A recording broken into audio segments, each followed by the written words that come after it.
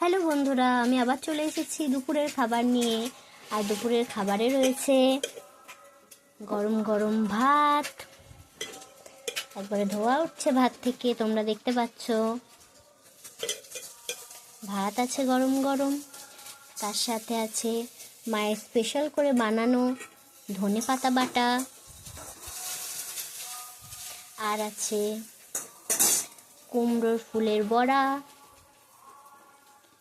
আর এইটা হচ্ছে কাঁচা কলা কুচি কুচি করে কেটে বড়া।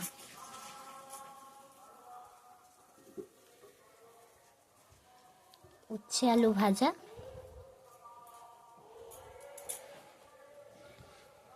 ডিমের পুচ, যা এটা ফুটো হয়ে গেল, আর আছে টমেটোর চাটনি।